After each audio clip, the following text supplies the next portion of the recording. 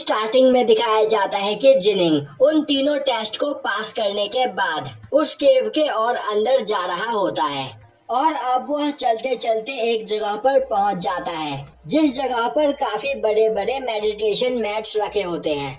अब जिनिंग एक मैट पर बैठकर अपनी कल्टीवेशन करने लगता है। तभी उसे किसी चीज की आवाज सुनाई देती है और अब वह आंख खोलकर अपने बगल में देखता है तो उस जगह पर उसे एक जायंट मॉन्स्टर दिखाई देता है।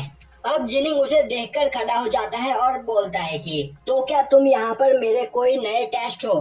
वह मॉन्स्टर बोलता है तुम्हें परेशान होने की कोई जरूरत नहीं, मैं कोई टेस्ट नहीं बल्कि मैं एक मैजिकल ऑब्जेक्ट का स्पिरिट हूँ। यह सुनकर जिनिंग को यकीन नहीं होता है और वह बोलता है कि तो क्या मैजिकल ऑब्जेक्ट के भी स्पिरिट्स होते हैं? वह मॉन्स्टर हाँ में जवाब देते हुए बोलता है कि मैं सुई हुआ के सबसे पावरफुल ऑब्जेक्ट्स में से एक ऑब्जेक्ट का स्पिरिट हूँ। तभी जिनिंग बोलता है तो कहीं तुम मुझसे यह कहने के लिए तो नहीं आए हो कि मैंने इस जगह पर तीनों टेस्ट नहीं दिए हैं तो मैं फेल हो गया हूँ। तभी वह मॉन्स्टर ना में जवाब देते हुए बोलता है तुमने अपने दिमाग और पावर का यूज करते हुए उन टेस्ट को पास किया है और अब तुम इस केव के 5th मास्टर बन चुके हो। यह सुनते ही जिनिंग बोलता है तो इस जगह पर सुई हुआ के अलावा और 3 मास्टर भी मौजूद है। तभी वह मॉन्स्टर बोलता है सुई हुआ इस जगह का 3rd मास्टर है।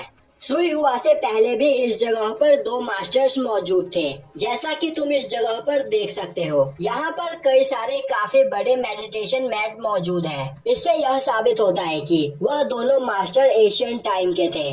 तभी जिनिंग बोलता है मैंने सुना है कि पावरफुल स्पिरिट बीस्ट के अंदर काफी ज्यादा पावर होती है और तुम भी उन्हीं में से एक हो, पर तुम एक ऑब्जेक्ट स्पिरिट हो। मतलब तुम जिस ऑब्जेक्ट के अंदर रहते होगे वह एक मिथिकल ट्रेजर होगा।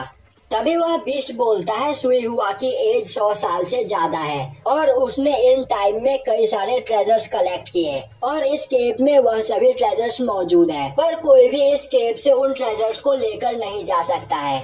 तभी जिनिंग बोलता है पर तुमने तो अभी कहा कि मैं इस केव का नया मास्टर हूँ, तो उन सभी ट्रेजर्स पर अब मेरा अधिकार हुआ। तभी वह मॉन्स्टर बोलता है हाँ तुम सही बोल रहे हो, तुम इस केव के नए मास्टर हो, पर तुम अभी काफी ज्यादा कमजोर हो और तुम इस केव में मौजूद किसी भी ट्रेजर को रिफाइन नहीं कर पाओगे और अभी जिस जगह पर तुम खड़े हो बस इसी जगह पर तुम रूल कर सकते हो और इस केव के बाकी जगहों पर तुम जा भी नहीं सकते हो।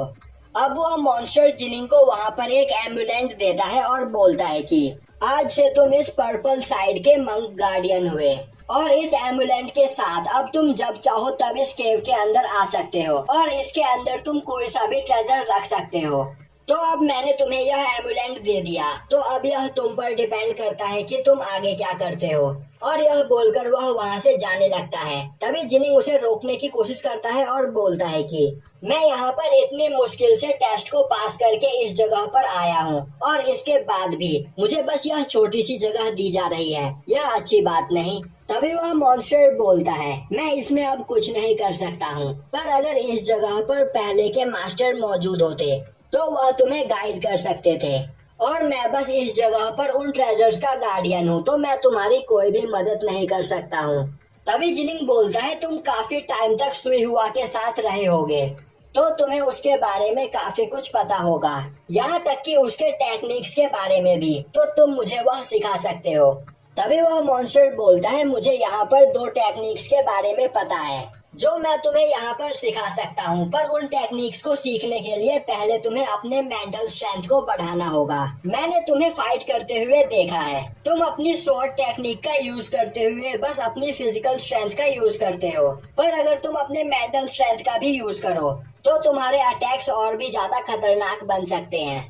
यह सुनते ही जिनिंग काफी खुशी से बोलता है मैं यह करने के लिए तैयार हूँ, तो मुझे बताओ आखिर यह कौन सी टेक्निक है। अब वह मॉन्स्टर बोलता है यह एक सीक्रेट टेक्निक है जिसे लेजर 1000 शॉट टेक्निक कहा जाता है और इस टेक्निक का यूज करते हुए तुम अपने दुश्मन पर एक बार में हजारों शॉट से अटैक कर सकते हो, पर इस टेक्निक को यूज करने के लिए तुम्हें एक टाइम पर 9 फॉर्मेशन को एक्टिवेट करना होगा, जो कर पाना अभी तुम्हारे लिए काफी ज्यादा मुश्किल है।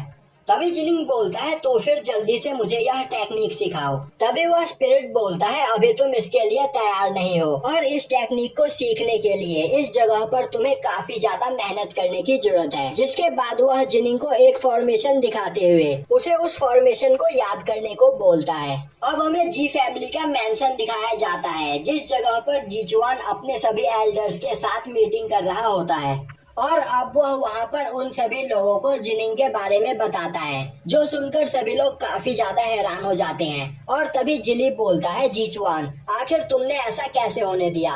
मैं मानता हूँ कि जिनिंग एक जीनियस पर्सन है पर अभी वह काफी ज्यादा कमजोर है और तो और वह उस डीमन स्नेक को मारना चाहता है। हमें उसे अभी के अभी रोकना होगा। तभी साओबाई बोलता है कि जिनिंग ने एक रात के अंदर ही फायर लोटस टेक्निक को मास्टर कर लिया था और उसने उसका यूज करते हुए आयरनवुड को जान से मार दिया है। तो मुझे जिनिंग पर पूरा यकीन है और उस केव से बाहर आने के बाद जिनिंग हमारी सोच से भी ज्यादा पावरफुल बन चुका होगा जिसके बाद वह अकेले ही पूरे डीमन स्नेक स्पीसीज को खत्म कर सकता है।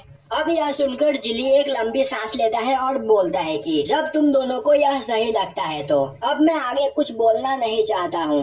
तभी जीचुआन बोलता है जिली अब वह टाइम आ चुका है जिसका इंतजार हम सालों से कर रहे थे। तभी जिली बोलता है कहीं तुम सुलोंग माउंटेन के बारे में तो बात नहीं कर रहे हो। आज से 18 साल पहले हमारे साथ जो हुआ था कहीं तुम उसके बारे में भूल तो नहीं गए। यह सुनते ही जिली गुस्से में बोलता है आखिर उस बेइज्जती को कौन भूल सकता है। अब हमें दिखाया जाता है कि सुलोंग माउंटेन पर एक काफी खतरनाक वॉर हुई होती है जिसमें जी फैमिली के सभी लोग मारे जा चुके होते हैं और अब कई सारे लोगों ने जीचुआन, जिली और बाकी के जी फैमिली के लोगों को वहाँ पर चारों ओर से घेर रखा होता है। अब वहाँ पर जिली बोलता है जीचुआन मैं यह बात अच्छे से जानता हूँ कि हमारा यहाँ पर मरना तय है और इस जगह पर बस तुम ही एक ऐसे पर्सन हो जो पर्पल हाउस तक जिंदा पहुँच सकते हो। तो हम इन सभी को रोकते हैं, तुम यहाँ से भाग जाओ। तभी वहाँ पर दो लोग हंसते हुए बोलते हैं तुम्हें क्या लगता है कि पर्पल हाउस के मंक बनने के बाद तुम हमसे बच जाओगे। और तो और जब हम यहाँ पर पूरी जी फैमिली को डिस्ट्रॉय कर देंगे तब अकेला जीचुआन जिंदा रहकर क्या करेगा। तो जीचुआन तुम्हें यहाँ पर हार मान लेना चाहिए। यह सुनते ही जीचुआन हार मानने को तैयार हो जाता है। तभी दूसरा पर्सन बोलता है हमें जीचुआन को अंडर एस्टिमेट नहीं करना चाहिए क्योंकि यह पर्पल हाउस का डिसाइपल है और तो और यूची उसकी वाइफ भी पर्पल हाउस की डिसाइपल है और अगर जीचुआन का बेटा बड़ा होकर जीचुआन जितना पावरफुल निकला तो वह हमारे लिए खतरा साबित हो सकता है। तो फिर मैं चाहता हूँ कि क्यों न हम इस जगह पर जीचुआन के बच्चे को ही मार दें। यह सुनकर दूसरा पर्सन यह करने के लिए तैयार हो जाता है। तभी प्रेजेंट टाइम में जिली गुस्से में बोलता है मैंने तुम्हें उस दिन कहा था कि तुम यहाँ से भाग जाओ पर तुमने मेरी बात नहीं मानी। तभी साओबाई बोलता है अगर मास्टर उस दिन वहाँ से भाग जाते तो उस जगह पर हम सभी लोग मारे जाते। तभी जिली बोलता है उस जगह पर मर जाना ही इस सफरिंग से अच्छा होता। तभी जीचुआन बोलता है अगर इस जगह पर जिनिंग ने उस डीमन स्नेक को मार दिया तो मेरा उस दिन लिया गया फैसला बिल्कुल सही होगा और सुलोंग सांग के रूल्स के हिसाब से जो लोग उनके क्लैंस का पार्ट नहीं होते हैं उन्हें पर्पल हाउस में मंक नहीं बनना पड़ता है। और यहाँ पर जिस दिन जिनिंग उस डीमन स्नेक को मारेगा वह लोग उसी दिन सुलोंग माउंटेन पर वापस लौटेंगे। तभी जिली गुस्से में बोलता है तो क्या अब हमें यहाँ पर एक कायरो की भांति जिंदगी जीनी पड़ेगी। तभी जीचुआन बोलता है यहाँ पर मेरे पास एक प्लान है और सभी कुछ अगर ठीक से चला तो यहाँ पर सब कुछ ठीक हो जाएगा। और जिली तुम यहाँ से लिंगेज को लेकर कहीं दूर चले जाओ जिस जगह पर खतरा ना हो। तभी जिली गुस्से में बोलता है तुम यहाँ पर इन सब चीजों से मुझे दूर रखना चाहते हो। मुझे नहीं पता कि आखिर मैं इतने सालों से तुम्हें क्यों फॉलो कर रहा हूँ पर सच बात तो यह है कि मैं तुमसे काफी ज्यादा नफरत करता हूँ। अगर उस दिन वहाँ पर वह सब कुछ नहीं हुआ होता तो सू ने उस दिन अपनी सीक्रेट टेक्निक उसे दे दी होती और उस दिन तुमने बस एक बच्चे को बचाने के लिए अपनी सबसे खतरनाक टेक्निक उन लोगों को दे दी। और तो और आज जिनिंग कहाँ पर है। अगर मैं तुम्हें सच बताऊं तो उस दिन से लेकर आज तक मैं रोज रात एक ही सपना देखता हूं कि हम सुलोंग माउंटेन के खिलाफ फाइट कर रहे हैं और हमारी जी फैमिली ने सुलोंग माउंटेन के सभी लोगों को जान से मार दिया है जिसके बाद हमारा कब्जा सिया डेस्टिनी पर हो चुका है और अब हमारी फैमिली सबसे पावरफुल फैमिली है। पर हर बार यह सपना देखते देखते मेरी आँख खुल जाती है और फिर मुझे याद आता है कि हम कितने कमजोर हैं और उस दिन सुलोंग माउंटेन ने हमारे साथ क्या किया था।